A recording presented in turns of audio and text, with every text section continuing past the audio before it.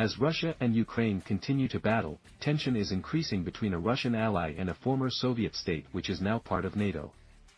News.com has learned a leader of the Belarus government is claiming every reason to use the force of arms to attack Lithuania, in the wake of new travel restrictions. The countries share a border along northwest Belarus and southeast Lithuania. Poland shares a border in that area as well. The Belarus government held an ideological seminar Tuesday, October 24. The first deputy state secretary of the country's Security Council used it as a chance to complain about Lithuanian policies. Pavel Muravyko claimed Lithuania recently stopped issuing tourist visas to Belarusian residents, while closing several border crossings. Lithuania has effectively banned us from moving our goods across the border, Newsweek quoted Muravyko as saying. Under all norms of international law, such a step is considered economic aggression. The Ukrainian version of Pravda said Muravyko apparently is referring to the Suwalki Gap.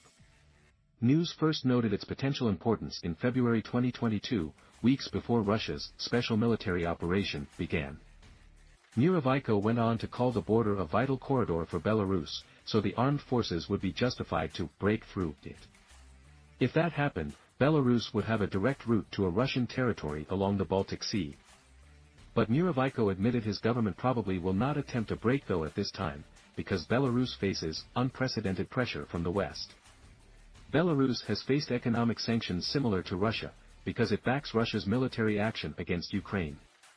There was no immediate comment on Muravyko's words from Lithuanian officials. But Lithuania's Minister of Internal Affairs announced its military will begin training drills on closing the Belarusian border, with help from surrounding countries.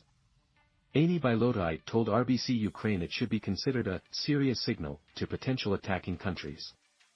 Lithuania and Poland agreed to improve the protection of the Suwalki Gap 4 years ago. But news quoted a Russian military leader in July 2022 as saying the Belarus armed forces were trained to storm into the gap by the Wagner Group. That group's future has been murky since the death of leader Yevgeny Prigozhin in a plane crash in August. News reported recently that Russian President Vladimir Putin blames that crash on exploding hand grenades. Latvia took its own steps in recent weeks to tighten the economic screws against Belarus. Airspace along the Belarus-Latvia border is restricted through the end of 2023. And the Latvian president announced the border will close if large numbers of migrants attempt to enter.